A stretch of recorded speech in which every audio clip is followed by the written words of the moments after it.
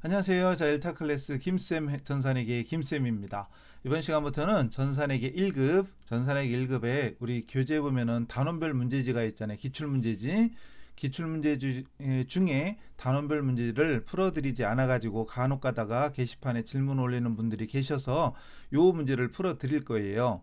혹시 근데 유튜브로 보시는 분들은 또 저희 교재가 없으신 분들 있죠? 그런 분들은 일단 이거 보고 여러분 가진 교재의 내용을 참조하시면 됩니다. 자, 일단 문제 가봅시다. 맨 앞에 단원별로 나갈 거예요. 저희 교재 순서대로. 그리고 어차피 우리가 문제를 풀어도 단원별로 풀어야 일단 정리가 되죠. 그러니까 요거 듣고 기출문제 풀어보고 이런 식으로 하시면 될 겁니다. 자, 첫 번째 파트는 기초회계 원리 파트예요. 기초회계 원리의 자산부채 자본 수익비용, 그리고 특히 단기 순손익계산 문제. 모든 문제를 다 풀어드리지는 않을 거고요. 자, 이제 좀 선별해서 할게요. 자, 1번 복식부기의 근본 원리가 뭐냐 그랬잖아요. 복식부기 근본 원리. 거래의 이중성, 이거 굉장히 중요한 거죠. 거래의 이중성, 이게 근본 원리예요. 우리 항상 회계는 차변과 대변이 구분되죠. 그리고 두 가지 이상의 성격이 나오죠. 이것 때문에 결과적으로 대차평균의 원리가 도출되죠. 근데 문제에서 근본 원리는 이렇게 물어보니까 답이 이걸로 가는 사람이 되게 많아요. 근데 거래 이중성이 없다면 대차평균의 원리도 성립이 안 된다. 그게 답이 1번입니다. 1번. 이거 쉬운 게 아니에요. 사실 쉬운 게 아닙니다. 진짜 회계 공부 처음 하는 사람한테는 이거 좀 어려운 거예요. 예전에 다른 시험에 나왔던 건데 문제가 또 그때 답을 2번으로 한 사람이 되게 많았습니다. 자, 근본 원리는 거래 이중성이다. 그 다음 2번도 좀 은근히 또 헷갈려하는 사람이 많아요. 단기 순손익이 얼마냐 물어봤어요. 재무상태표를 바르게 작성했을 때 이때 재무상태표는 차변에 자산이 오고 그냥 한글로 써야지. 아이고 ESC 한글로 쓸걸. 잠깐만요. 어디 갔니?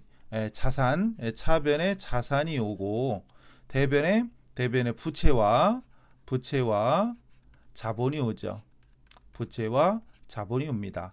그래서 차변에 현금 이상 없고요. 근데 매입 채무가 부채면 대변으로 가야지. 그죠? 대변으로 가야 되고 이자 비용 얼라리 이자 비용은 비용이니까 손익계산서로 가야 되잖아요. 이건 아예 필요가 없는 거고 건물 이상 없습니다. 이건 동그라미 쳐야 되겠네. 맞는 건 매출 채권 자산인데 왜 여기 와 있어? 자산은 차변에 와야지. 그죠? 차변에 와야 되고 이자 수익은 수익이니까 아예 없어져야 됩니다. 물론 이렇게 우리 시험 나오면 좀 헷갈릴 수도 있어요. 그 자본금 자본 대변에 있는 거 이상 없고 단기 순이익은 새로 구하는 거니까 일단 무시하시고 자 이래가지고 그럼 필요 없는 건 지우고 위치가 달라진 건 제대로 갖다고 치면 차변합계가 1,000원 요까지 하면 3,500원 요까지 하면 9,000원이네. 합계는 맞네. 차변합계 9,000원이고 대변은 외상매입금 대변에 갖다 치고 2,000원 6,000원이네. 6,000원. 그럼 9,000원에서 6,000원 빼면 3,000원이잖아요. 그럼 단기 순이익이 3,000원입니다. 순이익이 3,000원 요거죠. 그래서 3번이 답입니다. 이게 처음 하는 사람은 은근히 어려워요. 그죠? 그리고 실제 시험 볼 때 우리 시험에는 이렇게 나올 가능성이 많지는 않죠. 왜냐하면 아니지? 그것도 아니네. 뭐 나오고 말고는 그 문제 뭐 내는 분 마음이니까 어쨌든 재무상태표에 차변의 자산, 대변의 부채와 자본 이것만 알으면 풀 수 있는데 은근히 시험 보러 가면 어렵다. 그다음 3번 이것도 기본이죠. 가나 분개할 때 차변에 기록되는 과목이 바른 거. 일상적 상거래 외 거래에서 외상으로 발생하는 채권은 미수금. 이거 되게 중요한 거죠. 미수금. 그럼 답은 2번 아니면 4번이죠.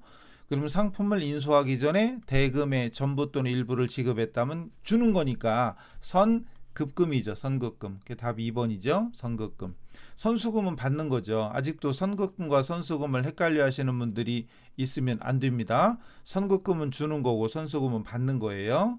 자, 그래서 요거는 넘어가죠. 자, 그다음. 자, 여기 등식 나오죠. 등식, 산식. 옳지 않은 걸 찾는데 재무상태표에 차변의 자산, 대변의 부채와 자본. 머릿속에 그림은 공짜고 자본 등식. 자산에서 부채 빼면 자본이다. 가장 기본적이죠.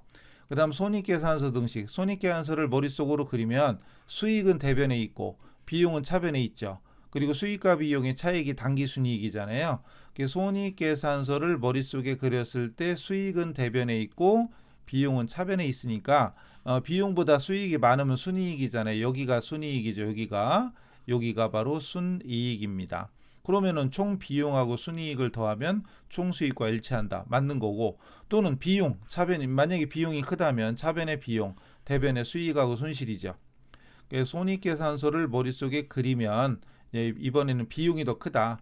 비용이 수익보다 많다. 그럼 이렇게 되는 거죠. 이렇게. 그럼 이 차액이 바로 순손실이 되는 겁니다. 그죠? 이 차액이 순손실이 됩니다. 그래서 맞는 거죠. 그럼 답이 4번이겠네. 옳지 않은 거. 시산표 등식 굉장히 중요하잖아요. 기말자산과 총비용 여기 차변이죠. 기말부채와 기초자본이죠. 이게 기초자본. 이게 되게 중요한 거잖아요. 뭐 모르겠는데 중요한지 왜 중요한지 모르겠는데 그럼 이론을 안 하신 거죠. 전산회계 2급을 건너뛰었거나 안 한 거니까 그분들은 이걸 정리하셔야 됩니다. 자, 그다음 이제 요거 때문에 이제 한 거예요. 6번 우리 교재 마지막 문제죠. 이게 6번인데 이거 가에 들어갈 과목 이거 이런 문제를 은근히 좀 어려워하지요. 그래서 이런 문제를 일단 풀어보도록 합시다. 여기 보니까 X2년이고 기초 여기 기초가 있고 기말이 있죠. 그럼 끼리끼리 논다 아시죠? 끼리끼리 논다. 그럼 기초는 기초끼리, 기말은 기말끼리 하면 돼요. 우리 끼리끼리 놀잖아요, 사람도. 그럼 우리 회계의 기본 대전제 공식 중에 하나가 이 자본 등식, 자산에서 부채 빼면 자본이죠. 그럼 이 문제를 풀 때도 자산에서 부채를 빼면 자본인데 기초는 기초끼리, 기말은 기말끼리 묶으면 돼요. 그래서 기초 자산에서 기초 부채를 빼면 기초 자본이 나오죠. 기초 자본이 나옵니다. 그죠? 그럼 15,000원에서 만원 빼면 5,000원이죠. 기초 자본 5,000원이고 그럼 요거 중간 거 일단 생략하고 그다음 기말은 기말끼리 자산에서 부채를 빼면 기말 자본이죠. 이게 바로 기말 자본이 15,000원에서 7,000원 빼면 8,000원이잖아요. 그럼 기초보다 기말 자본이 얼마 늘어? 3,000원 늘었죠. 3,000원 자본이 늘었다는 얘기는 그만큼 돈을 벌었다는 얘기잖아요. 그럼 요만큼이 바로 당기 순이익이 되는 겁니다. 그럼 당기 순이익을 구하는 또 다른 공식이 바로 수익에서 비용 빼는 거죠. 수익에서 비용 빼면 당기 순이익이잖아요. 그럼 수익 얼마에서 4,000원을 뺐더니 3,000원이냐? 그럼 거시기는 7,000원 나오는 거죠. 당연한 거잖아요. 무슨 공식을 열심히 외울 필요 없죠. 기본 전제가 자산에서 부채 빼면 자본. 이것도 모른다면 회계 아예 안 배운 거죠. 그죠? 회계 아예 안 배운 겁니다. 그래서 뭐 재산법이고 손익법이고 막 어렵게 공식할 거 없이 그냥 기본적으로 이런 것만 알고 있으면 돼요.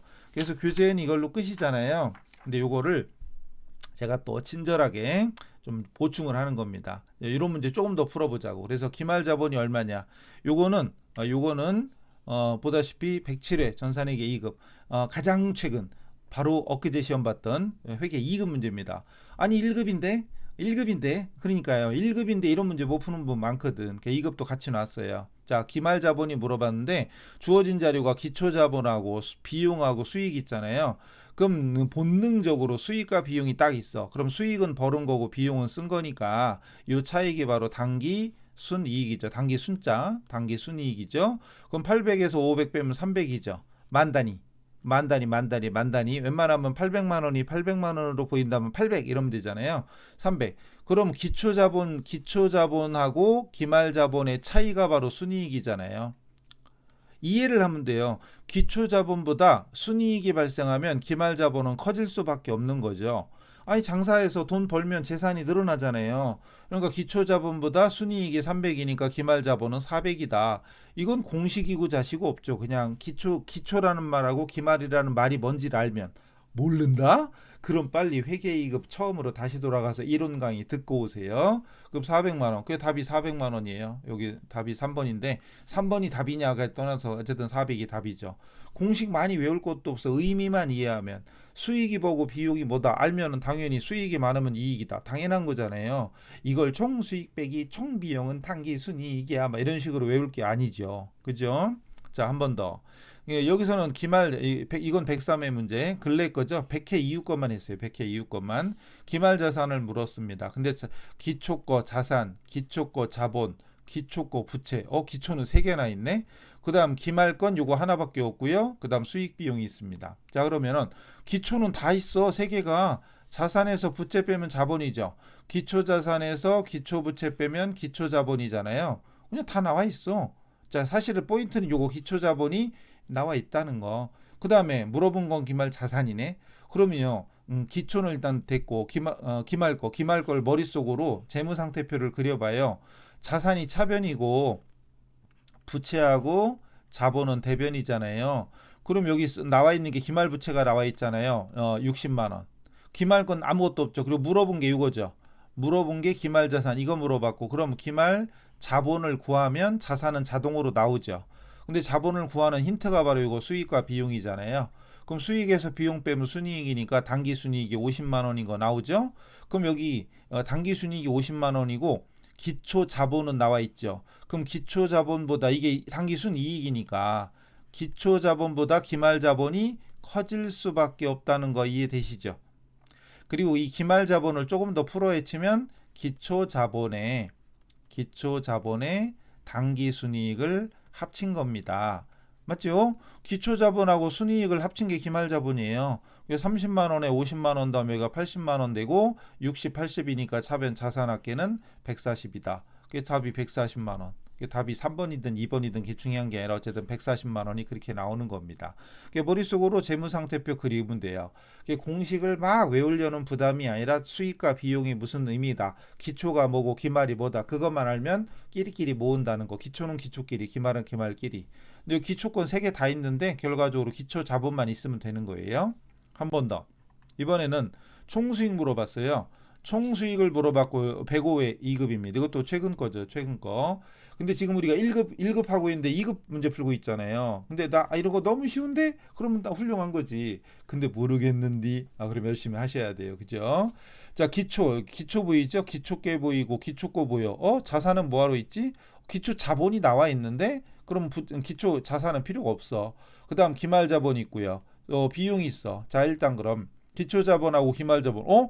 자본이 기초 거랑 기말 게 둘 다 있네. 그럼 기초 자본보다 기말 자본이 커졌으니까 당연히 40만 원이 바로 당기 순 이익이죠. 당기 순 이익이죠. 그럼 답 나왔네. 원래 이게 비용인데 물어본 거 수익이잖아요. 그럼 비용이 110인데 수익이 얼마냐 물어봤는데 이익이야, 이익. 이익이란 얘기는 비용보다 수익이 많아야죠. 비용이 110인데 수익은 얼마겠냐? 40만 원 커야지. 그럼 150이겠네. 150만 원 답. 이렇게 되는 거죠. 굳이 공식 총 수익 빼기 총 비용은 당기 순 이익이다. 그럼 수익 X에서 비용을 110만 원 빼니까 당기 순 이익이 40만 원이다. 이런 식으로 공식 안 해도 눈으로 보면서 비용, 수익, 이익을 구하는 게 일단 키워드죠. 그죠? 어려운 거 아니죠. 조금 어려워지는 걸로 할까? 이번에는 106회 2급인데 이것도 회계연도 말 부채야. 기말 부채입니다. 기말 부채. 그리고 날짜가 21년께 있고 22년께 있죠. 그럼 이게 기초가 되는 거고 요거는 기말이 되는 거죠. 그죠? 그럼 끼리끼리, 기초는 기초끼리, 기말은 기말끼리입니다. 자, 그럼 기초끼리 하니까 자산에서 부채 빼니까 450만 원이 기초 자본이 되는 거죠.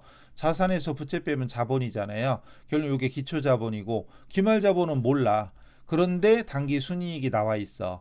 그럼 기초 자본보다 순이익이 나왔다는 얘기는 기말 자본이 더 크다, 늘었다. 재산이 증가해야 이익이니까. 이렇게 의미를 이해하면 공식이 필요 없단 게요. 450에 80 더하면 여기는 530이 되겠죠. 530. 그럼 1100에서 얼마를 빼야 530이 되냐? 그럼 1100에서 530을 빼면은 570인가? 570이죠. 3번 570이죠. 이렇게. 뭐 이제 할 만하죠. 자, 근데 아직 그게 안 나왔는데 자, 다음 페이지 넘어가 볼게요. 자, 요게 조금 이건 아닌가? 추가 출자 문제가 없나? 추가 출자가 없구나. 그럼 이거 잘 보세요. 일단 이 문제가 추가 출자야. 이것도 2급이네. 104회 2급 문제예요. 1급은 딴 문제인데 이건 전기네. 자, 일단 계속 보세요. 추가 출자 얼마인데 많이 써 있죠. 현금을 출자해서 영업을 시작했다. 개시하는 거니까 요게 기초죠. 결국은 처음에 출자한 돈이 결국은 기초 자본이 되는 거죠. 기초 자본이 되는 것이고, 기업주가 개인적으로 사용하려고 인출한 돈, 인출금이 있고, 기말 자본금이 있고, 당기 순이익이 있습니다. 이럴 때 이것도 공식으로 해결하려고 하지 마시고, 우리 회계만의 독특한 특징이 분계와 전기죠. 자, 이론 강의할 때 많이 말씀드렸는데 회계에서만 하는 짓이 바로 분계와 전기잖아요. 그럼 T계정 전기 이 구조를 생각하고 머릿속으로 자본금 계정을 그립니다. 머릿속으로 자본금 계정을 그립니다. 그럼 자본금을 그렸을 때 원래 자본이 대변이 증가하고 차변이 감소잖아요. 거래입 한류소. 이거 회계의 근본적인 원리. 그죠? 거래 이중성, 거래입 한류소. 그럼 대변에 자본은 원래가 대변이니까 대변에 기초가 오고요. 기초가 대변이면 기말은 차변입니다. 그죠? 그리고 대변이 증가니까 여기에 바로 추가 출자가 오는 거죠. 여기에 추가 출자가 옵니다. 또는 증자. 추가 출자 또는 증자가 옵니다. 이 문제에서 물어본 게 바로 추가 출자. 이거 물어봤죠? 이거 물어봤어요. 그 다음 반대로 자본의 감소가 인출이잖아요. 인출. 인출은 차변입니다. 그리고 당기 순이익이 발생하면 당기 순이익 발생하면 자본 증가니까 대변이고 만약에 손실이었다면 자본의 감소니까 차변이 되는 겁니다.